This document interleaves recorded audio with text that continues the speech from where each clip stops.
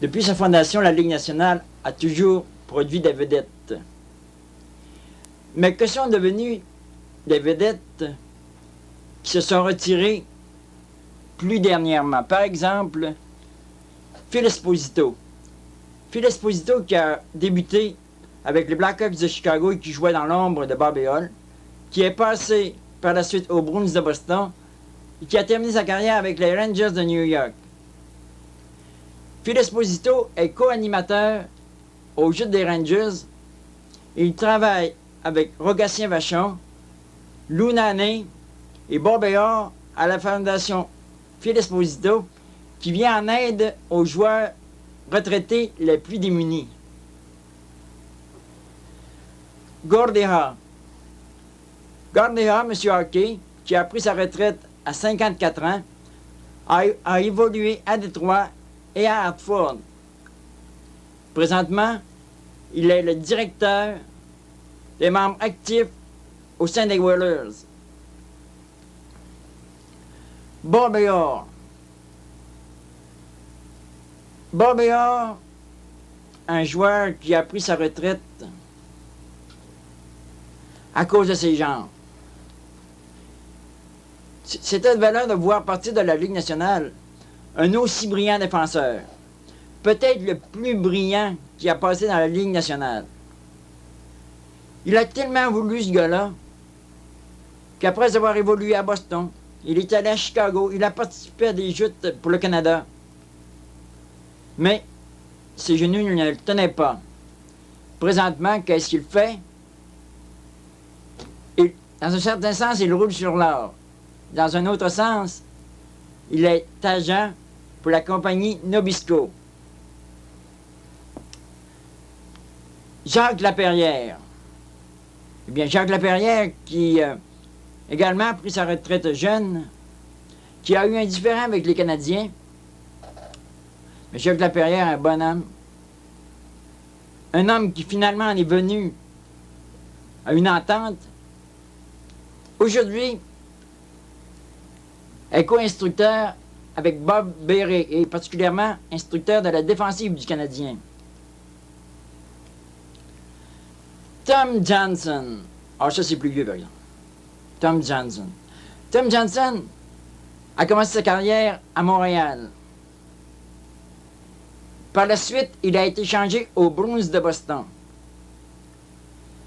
Tom Johnson était un joueur dans la force du mot qui mettait tout son cœur au travail. Tom Johnson, qu'est-ce qu'il fait maintenant qu'il est retraité? Eh bien, il est dans l'organisation des Bruins de Boston et on dit qu'à Boston, il est Monsieur Charité. Pour les œuvres de charité, Tom Johnson, en tout cas dans l'organisation des Bruins de Boston, c'est Tom Johnson, Monsieur Charité. Bernard Parent, qui lui également, un gardien de but, a dû prendre sa retraite à cause d'accidents. En février 1979, Bernard Parent fut très déçu. Alors que Dave Maloney des Rangers de New York et Wilson des Flyers de Philadelphie bataillaient pour la rondelle devant son filet, il a été frappé en dessous du masque et son œil droit a été handicapé et ça l'a forcé à prendre sa retraite. Bernard Parent n'a pas accepté immédiatement de prendre sa retraite. Bernard Parent se disait « C'était un rêve pour moi de jouer et je croyais que ce rêve ne se terminerait jamais. Comme dans toute autre chose, dit-il, on s'imagine que c'est pour les autres. Alors moi aussi, c'était pour les autres. » Et Bernard Parent a fait ses débuts avec les Maple Leafs de Toronto, est passé aux Bruins de Boston et par la suite est allé avec les Flyers de Philadelphie. Et lorsque les Flyers de Philadelphie ont remporté la Coupe Stanley 2 années d'affilée, Bernard était leur gardien. Stan Mikita. Stan Mikita s'est retiré à 42 ans. Et je vais vous raconter une petite anecdote. Lorsqu'il est allé jouer sa dernière partie, avant de partir de chez lui, il a dit à sa femme, « Eh bien chérie, c'est ma dernière partie, es-tu contente? » Elle m'a dit, « Stan, elle dit, pense à ce que tu fais, tu as 42 ans seulement. » Mais il dit, « Chérie, il dit, il me semble que si moi je restais avec toi, ce serait plus facile. Si tu savais le nombre de coups de bâton que j'ai eu de Tiger Williams, je ne peux plus les supporter. » Même dans l'organisation de Chicago, on disait, Stan, pense-y. Mais Stan y avait pensé, il y a 42 ans, il se retirait. Qu'est-ce qu'il fait maintenant? Il est professionnel au golf. On ne voit pas beaucoup d'athlètes qui se retirent pour le golf. Je veux dire dans les joueurs de hockey. Kaminari. Kaminari, un jeune Québécois encore, qui a évolué d'abord avec les Rangers de New York, puis avec Chicago et Saint-Louis. Kaminari n'était pas costaud, il pesait 155 livres, mesurait 5 pieds 6 pouces et demi. Kaminari était un joueur fort sur le jeu de puissance. Non pas qu'il allait batailler dans les coins, mais il se plaçait devant le but et une multitude de buts ont été marqués par Kaminari par déviation. Que fait-il aujourd'hui? Lui, il ne roule pas sur l'or. Lui, il est concierge à Longueuil. On s'imagine que ces gars-là, ils ont gagné des gros salaires, puis ça va bien. Mais Kaminari, lorsqu'il a joué, les salaires n'étaient pas énormes. Tom Johnson, lorsqu'il a joué, l'or n'était pas arrivé dans la Ligue nationale. Et Gordea a goûté, lui, à l'or à la fin de sa carrière. Je m'excuse. Esposito disait, plus ça va aller, plus les carrières vont se terminer à 27-28 ans. Et un joueur qui aura amassé, s'il a la chance, 150 000 ou 200 000 pièces, n'en aura pas assez pour vivre jusqu'à la fin de sa vie. Bien entendu, s'il vit longtemps, mais encore là, si vous comptez le coût de la vie aujourd'hui, disait Esposito, et si vous comptez que ces gars-là n'ont que 27 ans, eh bien, ils en ont pour longtemps à vivre. C'était là le résumé de ce que sont devenues certaines anciennes vedettes. Demeurez avec nous, nous vous reviendrons dans 45 secondes.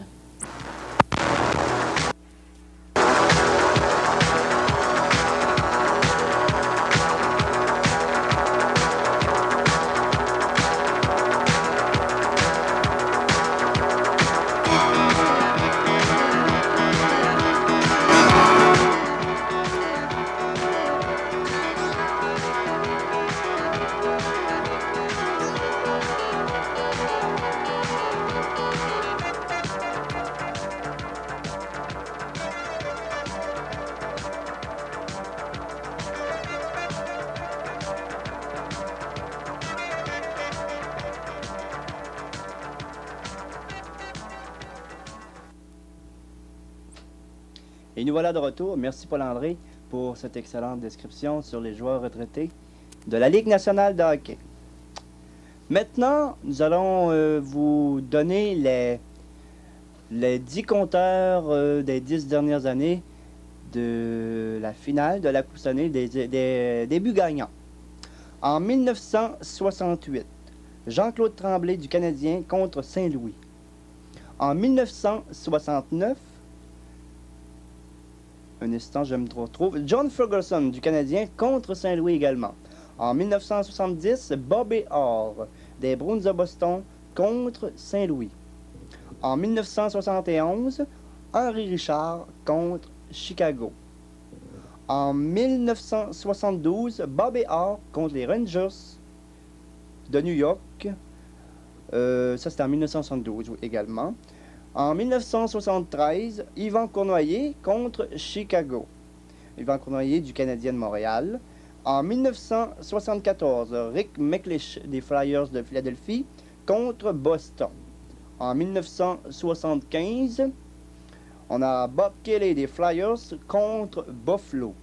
En 1976, Guy Lafleur du Canadien contre Philadelphie. En 1977, Jacques Lemaire du Canadien contre Boston. En 1978, Mario Tremblay du Canadien contre Boston. En 1979, Jacques Lemaire du Canadien contre les Rangers de New York. En 1980, Bob Nystrom des Islanders de New York contre Philadelphie. En 1981, Wayne Merrick des Islanders de New York contre Minnesota. Et finalement, la dernière saison, c'était Michael Bossy des Islanders de New York contre les Canucks de Vancouver. Ça, c'est les 10 dernières années. Et ça vous donne aussi... ça vous donne les gagnants des 10 dernières années de la Coupe Stanley. Nous, on prend une pause de 30 secondes. Je ne trouve plus ma feuille. Oui, je l'ai ici. Non pas de 30 secondes, de 45 secondes, toujours de musical. Et ensuite, on revient avec Paul André, avec la chronique Reconnaissance, Rod Langway et Claude Ruel, et la dynastie des Maple Leafs de Toronto, dans 45 secondes. À tantôt.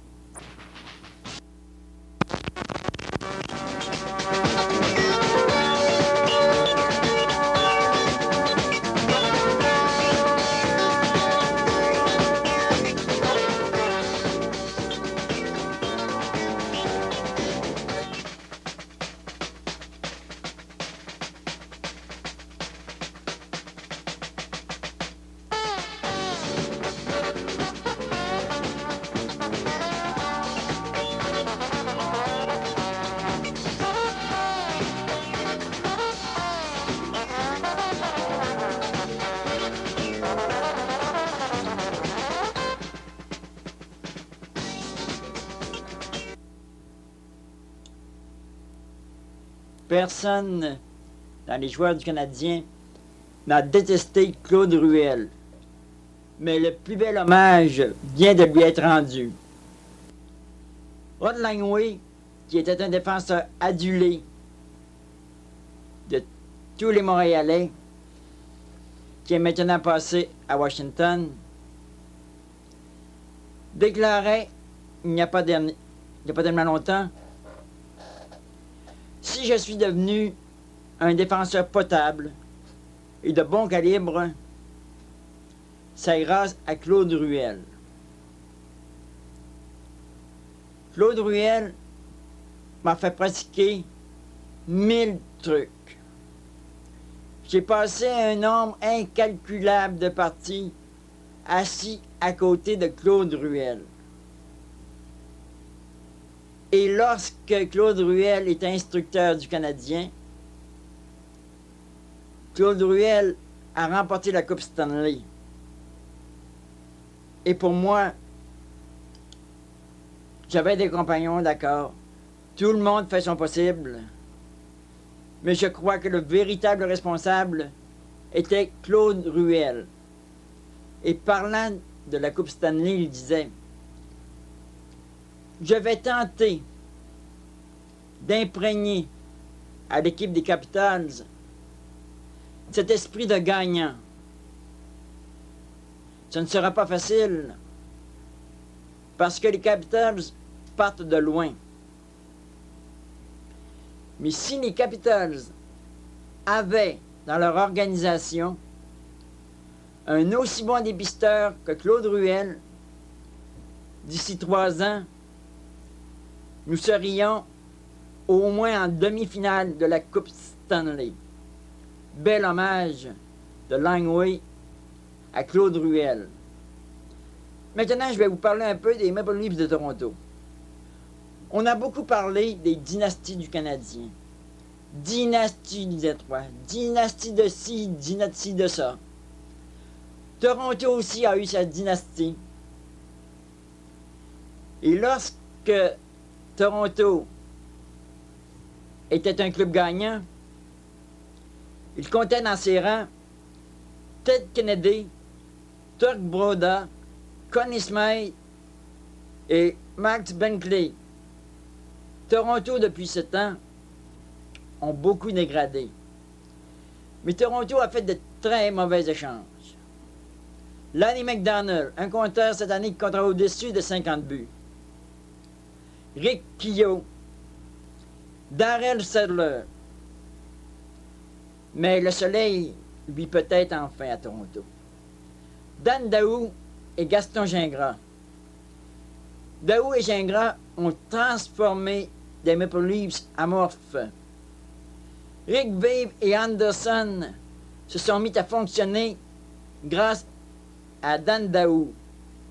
Gaston Gingras se plaît à Toronto. Toronto compte également dans ses rangs 2 Européens, Fraser et Inakak.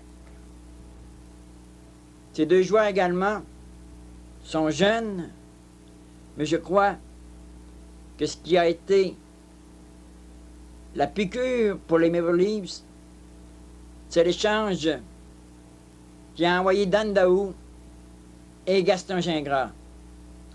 D'ici la fin de la saison, regardez aller les Maple Leafs. Ils seront en série.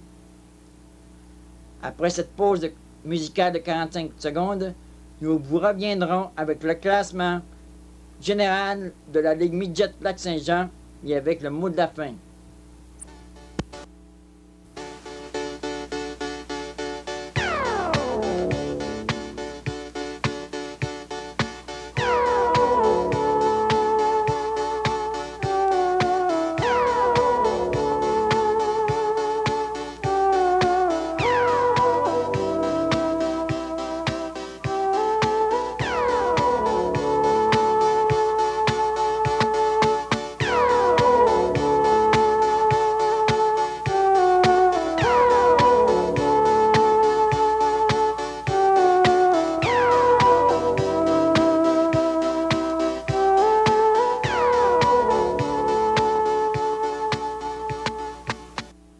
De retour, et comme promis tout à l'heure au début de l'émission, je vais vous donner le classement, non pas final, mais presque final. Il reste quelques matchs pour en fin de semaine.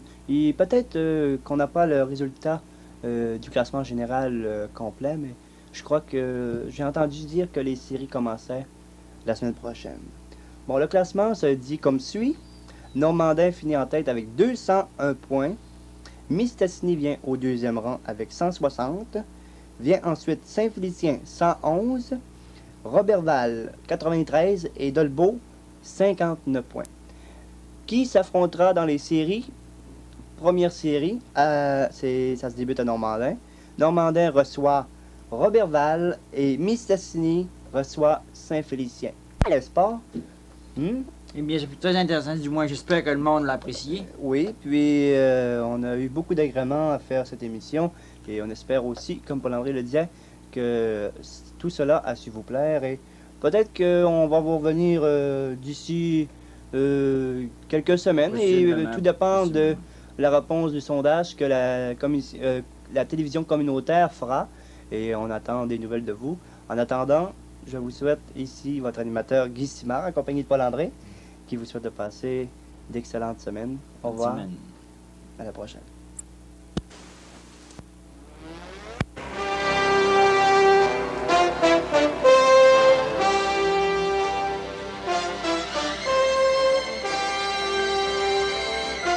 Cette émission spéciale est une production de la télévision communautaire incorporée de Normandin.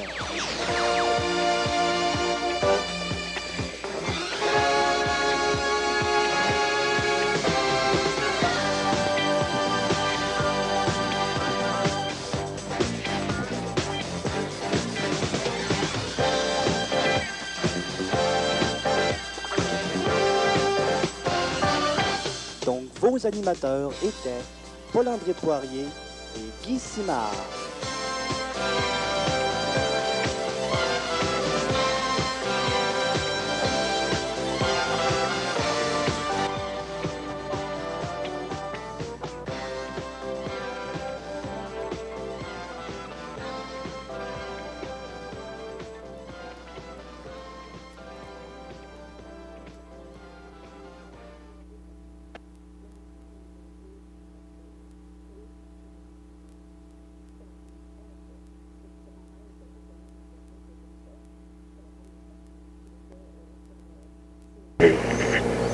Alors, moi, je dis que c'est un martyr. Tu sais. Un petit bébé de 8 mois qui a eu 8 fractures par des mauvais traitements. C'est ça. Et puis, Odette, il y a autre chose. Moi, quand j'ai étudié des cas d'enfants maltraités, tous ceux qui sont, je dirais 8 sur 10, qui sont morts de mauvais traitements, ou bien c'est des enfants qui auraient pu être sauvés, ou bien ils avaient été déjà vus par un médecin, si ce n'est pas plusieurs, et ils avaient été déjà vus au moins dans un hôpital ou dans plusieurs hôpitaux.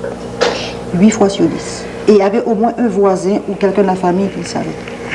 Oui, Lucie. Oui. Moi, je me dis, il faut que la chaîne soit brisée. Il faut. Je me dis, ça ne peut pas durer parce que s'il y a un humain qui souffre dans le monde, c'est l'humanité qui souffre. T'sais. Les Biafrais qui souffraient, c'était l'humanité qui était souffrante. Puis je me dis, bon, il faut que ça cesse, ça. Comment on peut faire briser cette chaîne-là? Il faut protéger les enfants, mais je pense qu'il faut aider les parents. Tantôt, on disait emprunter leurs enfants, ça c'est une chose.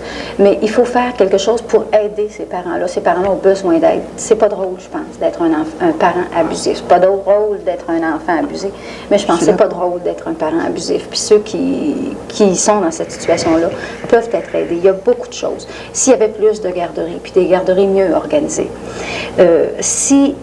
je sais qu'il y a des choses qui existent comme Grand Frère. C'est un mouvement, ça. Je sais qu'à Trois-Rivières, ça existe. Mon frère, à un moment donné, est arrivé dans la famille avec un petit garçon de 6 ans en disant « Je vous présente mon petit frère ». C'était lui le dernier de la famille. Je dis, bon, elle nous a expliqué. Ça, c'était une mère qui était seule avec son fils, puis qui n'avait pas de père, puis qu'il y avait dans la ville une organisation, Grand Frère. Quelqu'un qui veut emprunter un enfant, tu sais. Alors lui, depuis, partout, quand il y a des réunions de famille, il y a toujours son petit frère avec lui, puis on connaît très bien le petit frère maintenant. Tu comprends? OK, il y a ça. Est-ce qu'il existe un lieu commun ou un endroit, un regroupement où les parents peuvent se rendre, se dire leurs vraies choses, échanger sur... J'y arrivais. Ben oui, tiens. J'y arrivais. Il y a d'autres groupements qui s'appellent Parents Anonymes. Parents Anonymes, c'est parti, ça, justement. La femme qui a parti ça aux États-Unis, c'était une mère abusive. Ça faisait 3 ans qu'elle demandait de l'aide de toutes les façons possibles et impossibles. Puis elle se sentait très incomprise, puis elle n'en trouvait pas d'aide. Fait que finalement, elle a dit attention, on va s'aider entre nous, les parents abusifs. Alors, ça s'est appelé Parents Anonymes. Ça s'est pas appelé comme ça en partant, ça a changé de nom, mais en tout cas, c'est pas important. Ça s'est appelé Parents Anonymes. Les parents qui se reconnaissent comme abusifs, puis ils peuvent s'entraider parce qu'ils ne se sentent pas jugés les uns les autres, comprends-tu, entre eux. Alors, ils peuvent se poser des questions. Qu'est-ce que vous feriez, vous autres, avec un enfant comme le mien? Parce que vous savez, le mien, il est spécial, hein? C'est pas un enfant comme les autres. Ça, c'est souvent comme ça que les parents abusifs voient leurs enfants. C'est un enfant spécial, le mien. Puis c'est peut-être vrai aussi, tu sais. Alors, entre eux, ils peuvent se poser une autre question aussi. Jusqu'où je peux aller dans les corrections physiques? Ils peuvent se la poser entre eux, puis entre eux, ils vont la trouver la réponse jusqu'où ils peuvent aller dans les corrections physiques. Et puis, enfin, entre eux, ils peuvent se donner aussi leur numéro de téléphone pour se donner du support dans les moments de crise. Ah oui.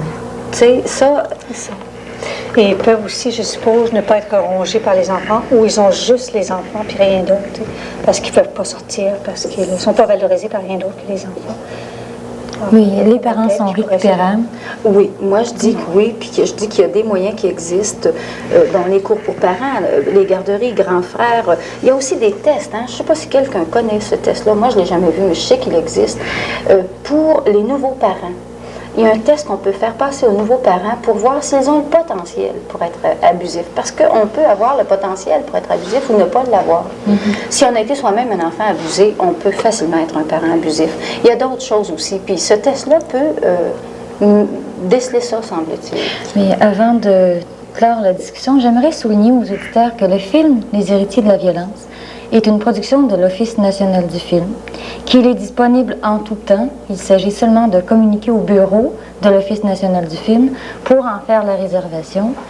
J'aimerais signaler également que la discussion, bien sûr, on a tenté de toucher à certains aspects fort récents, mais que pour des besoins d'information, de renseignement, peu importe si vous êtes dans une situation de crise, de panique, de besoin, il y aura, à compter de maintenant, et ce jusqu'à 10h du soir, au numéro 569-9831, il y aura Mme Lucette Leclerc, Michel Quintal et un membre de la Ligue, Mme Denise Morin, qui seront en disponibilité pour répondre à vos appels. Alors, je répète, de maintenant à 10h du soir, à 9831.